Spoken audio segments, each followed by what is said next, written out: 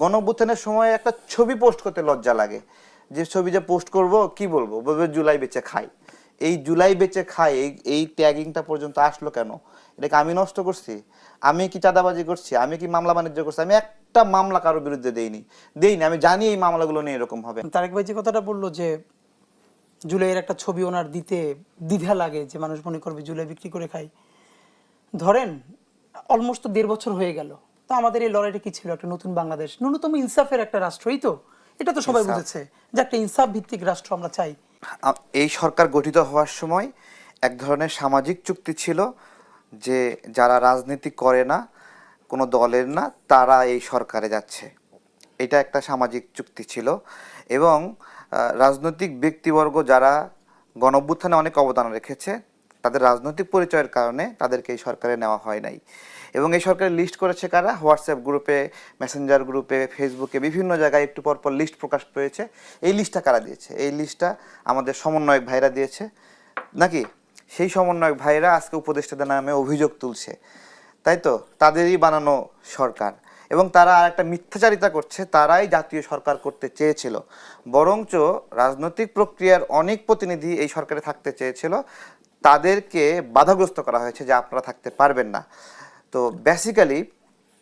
Basically তারা তাদের সুপ্ত রাজনৈতিক ইচ্ছার কারণে, যে তারা এই সরকার ব্যবস্থাকে ব্যবহার করে একটা রাজনৈতিক দল তৈরি করবে, যেটা এইখানে কোনো রাজনৈতিক ব্যক্তিত্ব থাকলে তাদের দল তৈরি করা বাধাগ্রস্ত হবে, তাদের উদ্দেশ্য ব্যাহত হবে, সেই কারণে তারা সেখানে নেয়নি। তো আজকে তারাই অভিযোগ করছে। আপনি রাজনৈতিক দলের প্রতিনিধিদের কথা বলছিলেন, কিন্তু এমন অভিযোগও কিন্তু শোনা যায় যে রাজনৈতিক দলের প্রেসক্রিপশনে অনেক উপদেষ্টা নিয়োগ হয়েছে। আমাদের সমাজের প্রত্যেকটা মানুষই মাইন্ডসেট ভাবে কোনো না কোনো রাজনৈতিক মতের পক্ষের এবং ফ্লোটিংও আছে।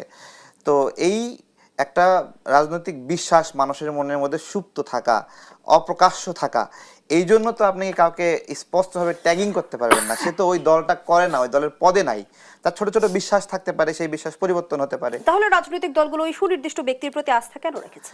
রাজনৈতিক দলগুলো তারাও রাজনৈতিক দলের প্রতি আপনার হলো বিশ্বস্ত হয়ে আছে, এটা আপনি কিভাবে প্রমাণ করবেন? তারা তালিকাটাই দিয়ে দিল না কেন?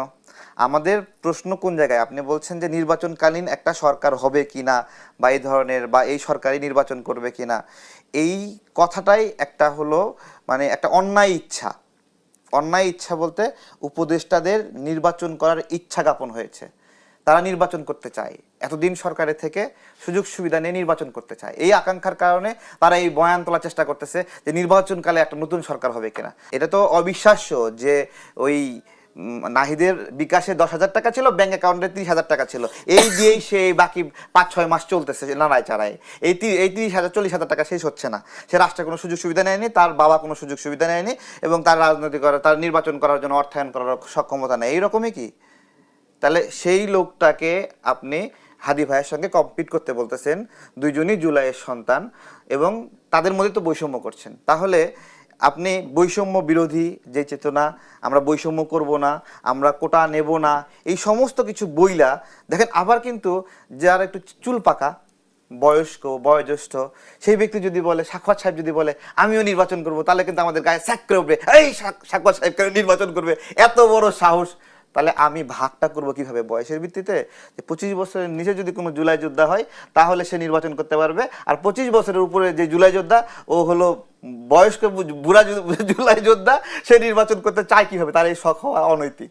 তো এগুলো হলো সামগ্রিকভাবে আমাদের এই সরকারের। এখন কেন আসলে উপদেষ্টাদের সেফ এক্সিট নিয়ে প্রশ্ন আসছে, এবং যেমনটি এনসিপির আহ্বায়ক নাহিদ ইসলাম অভিযোগ করেছে যে উপদেষ্টাদের অনেকেই সেফ এক্সিটের কথা ভাবছেন, অনেকে নিজেদের আখির গুছিয়েছে, গণঅভ্যুত্থানের সঙ্গে বিট্রে করেছে। আবার এনসিপির আরেক নেতা সার্জিস আলম বলেছেন মৃত্যু ছাড়া কোনো সেফ এক্সিট নেই। হঠাৎ করে উপদেষ্টাদের সেফ এক্সিট নিয়ে কেন আলোচনা হচ্ছে? এর পেছনে কোনো কারণ দেখেন কি? হ্যাঁ, এটা তো একটা সহজ বিষয়। নাহিদ নিজেও তো উপদেষ্টা ছিল। ও যখন উপদেষ্টা ছিল, ও কি কাজটা করছে?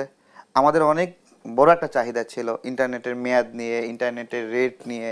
করতে পারছে? কিচ্ছু করতে পারছে? কোনো মানুষের চাহিদার বিন্দু পরিমাণ কোনো গুরুত্ব দেয়নি।